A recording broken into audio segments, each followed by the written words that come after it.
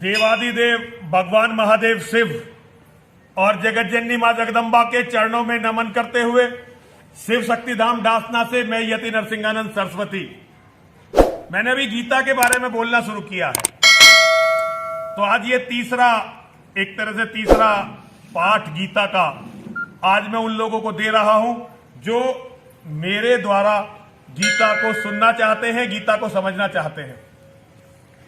गीता जो है एक ज्ञान है जो भगवान योगेश्वर श्री कृष्ण ने मानवता को दिया है, और मानवता को यह ज्ञान देते समय उन्होंने अपने परम शिष्य को, अपने संबंधी को, अपने सखा को, अर्जुन को माध्यम बनाया है। और देखिए परिस्थितियों को देखिए, महाभारत के महायुद्ध के आरंभ होने से पहले ये प्रवचन, ये ज्ञान, ये विज्ञान भगवान योगेश्वर श्री कृष्ण ने अर्जुन के द्वारा मानवता को प्रदान किया है। वो क्षण जब दुनिया का सबसे बड़ा महाविनाश, आज तक के इतिहास का सबसे बड़ा युद्ध शुरू होने वाला है, उससे पहले ये गीता का ज्ञान मानवता को दिया गया है। अर्जुन महानायक हैं इस युद्ध के, पांडवों के पक्ष के सबसे बड़े योद्धा हैं। और भगवान श्री कृष्ण से जब उनकी चर्चा युद्ध के बारे में हुई तो भगवान श्री कृष्ण ने कह दिया था कि मैं युद्ध नहीं करूंगा, मैं युद्ध नहीं करूंगा। लेकिन यदि कोई तुम में से चाहे, दुर्योधन से और अर्जुन से दोनों से बताया था, अगर तुम में से कोई चाहे तो मैं उसके पक्ष में रह सकता हूं और मार्गदर्शन कर सकता हूं। और जब अर्जुन ने भगवान श्री कृष्ण को चुन लिया, आप जरा बातों पर ध्यान दीजिए, जब अर्जुन ने योगेश्वर को चुन लिया तो योगेश्वर ने अपने लिए जो कार्य चुना वो कार्य था अर्जुन के रथ पर सारथी के रूप में बैठ जाना। जरा ध्यान से सुनिए और इस संकेत को समझने का प्रयास करिए। हमारे यहां बहुत सारे लोगों ने हमें यह समझाने की अब प्रयास किया है कि तुम भगवान की पूजा करो, भगवान की आराधना करो और भगवान तुम्हारी सारे परेशानियों को हल कर देंगे, तुम्हारी सारी परेशानियां दूर हो जाएंगी। लेकिन भगवान ने जो बताया है यहां पर, भगवान ने यह बताया है कि यदि तुम्हें अपने जीवन में जय चाहिए, विजय चाहिए, यदि तुम्हें अपने जीवन में अवसाद से छुटकारा पाना है, पराजय से छुटकारा पाना है, यदि तुम्हें अपने जीवन में राज्य पाना है, ऐश्वर्य पाना है, तो कर्म तुम्हें करने पड़ेंगे। लेकिन मेरे अनुसार यदि तुम मुझे अपना मानकर मेरे अनुसार कर्म करोगे तो तुम्हारी विजय होगी। इसका नैतिक दायित्व मैं लेता हूं। यह भगवान का संदेश है जो हम में से हर एक को समझना था, लेकिन हमने नहीं समझा। लेकिन अभी देर नहीं हुई है, हम इस संदेश को ग्रहण कर सकते हैं। और एक बात समझिए, जो लोग भगवान को अपने मन में बसाते हैं, भगवान को अपने हृदय में जगह देते हैं, जो लोग भगवान को अपना मानते हैं और भगवान को अपना मानकर अपनी समस्याएं भगवान पर नहीं छोड़ देते। एक तो वो लोग हैं जो भगवान को अपना मानते हैं और भगवान पर समस्याएं छोड़ देते हैं। मुझे नहीं पता कि भगवान उनकी समस्याएं हल करते हैं कि नहीं करते, लेकिन जो लोग भगवान को अपना मानकर, भगवान को अपने हृदय में बैठाकर अपनी समस्याओं से जूझने लगते हैं, अपनी समस्याओं को हल करने के लिए कर्म योगी बन जाते हैं अर्जुन की तरह, तो भगवान एक तरह से उनके सेवक बन जाते हैं, भगवान उनके सारथी बन जाते हैं और भगवान उनकी समस्याओं में उनसे आगे चल देते हैं। कर्म प्रधान विश्व रचि राखा, गोस्वामी तुलसीदास जी ने कहा है, कर्म प्रधान विश्व रचि राखा, जो जस करित तस फल चाखा, सकल पदार्थ है जग माही, कर्महीन नर पावत नाही, कर्महीन नर पावत नाही। दुनिया में हर चीज है जो भगवान ने बनाई है, लेकिन ये दुनिया कर्म प्रधान बनाई है। सब कुछ मिलेगा उसे ही जो कर्म करेगा, जो कर्म नहीं करेगा उसे कुछ भी प्राप्त नहीं होगा। जिसके कर्म अच्छे नहीं होंगे उसे कुछ भी प्राप्त नहीं होना है। ये भगवान ने तय करके इस धरती पे सबको भेजा है। अर्जुन ने भगवान की बात मानी है और अर्जुन अपने युद्ध को लड़ने के लिए तैयार है। अर्जुन अपने परिवार के स्वाभिमान के लिए लड़ने के लिए तैयार है। अर्जुन महासती द्रौपदी के अपमान का बदला लेने के लिए तैयार है। अर्जुन अपमान का बदला लेने के लिए तैयार है। अर्जुन अपने अधिकारों के लिए लड़ने के लिए तैयार है। तो आज योगेश्वर श्री कृष्ण सारथी बनकर अर्जुन के रथ पर बैठे हुए हैं। और यदि अर्जुन नहीं लड़ता, यदि अर्जुन पलायन को चुन लेता, तो भगवान योगेश्वर श्री कृष्ण अर्जुन को छोड़ देते। लेकिन भगवान जिसका मार्गदर्शन करते हैं वो कर्मवीरों का मार्गदर्शन करते हैं, और मार्गदर्शन करने वालों को, जिनका मार्गदर्शन करते हैं, उन्हें रास्ते से भटकने नहीं देते हैं। जब अर्जुन ने कहा कि हे योगेश्वर, हे कृष्ण, हे जगत गुरु, मेरे सामने आज मेरे दादा हैं, मेरे गुरु हैं, मेरे मामा हैं, मेरे कुल गुरु हैं, मेरे अपने बंधु बांधव हैं, मैं इनसे युद्ध नहीं करना चाहता, मैं युद्ध नहीं करूंगा। यदि कोई साधारण मानव होता तो ऐसी परिस्थितियों से विचलित हो जाता और अर्जुन को अपशब्द कहने लगता। लेकिन वहां कोई साधारण मानव नहीं है, वहां महाकाल हैं, वहां योगेश्वर हैं, वहां श्री कृष्ण हैं, वहां दुनिया के वास्तविक जगत गुरु हैं। ऐसी परिस्थितियों में उन्होंने अपना धैर्य नहीं खोया, बल्कि मानवता को जिस ज्ञान की आवश्यकता सबसे ज्यादा थी, आज वो ज्ञान संपूर्ण मानवता को उन्होंने प्रदत्त किया है। संपूर्ण मानवता को वो ज्ञान दिया है।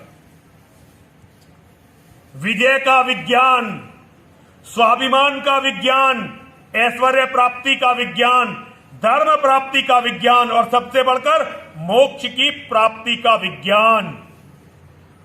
आज योगेश्वर कृष्ण खड़े हुए हैं अपने शिष्य को लेकर। उनका वह शिष्य जिस पर महाभारत के युद्ध का गुरुत्तर भार है, लेकिन आज वो मोह में, अवसाद में फंसकर कह दिया उसने कि मैं युद्ध नहीं करूंगा। अब भगवान श्री कृष्ण को न केवल अर्जुन को युद्ध के लिए तैयार करवाना है, बल्कि अर्जुन को युद्ध में विजय श्री भी दिलवानी है। और यही योगेश्वर का सबसे बड़ा गुण है। जो लोग योगेश्वर की शरण में चले जाते हैं, जो योगेश्वर की बात को मान लेते हैं, जो कर्मवान होते हैं, जिनका कर्म में विश्वास होता है, जो वीर होते हैं, जो धीर होते हैं, जो गंभीर होते हैं, वे योगेश्वर श्री कृष्ण को अपने दिल में धारण करते हैं। और श्रीमद् भगवत गीता उन्हें रास्ता दिखाती है। श्रीमद् भगवत गीता के एक एक अक्षर में स्वयं योगेश्वर विराजमान है।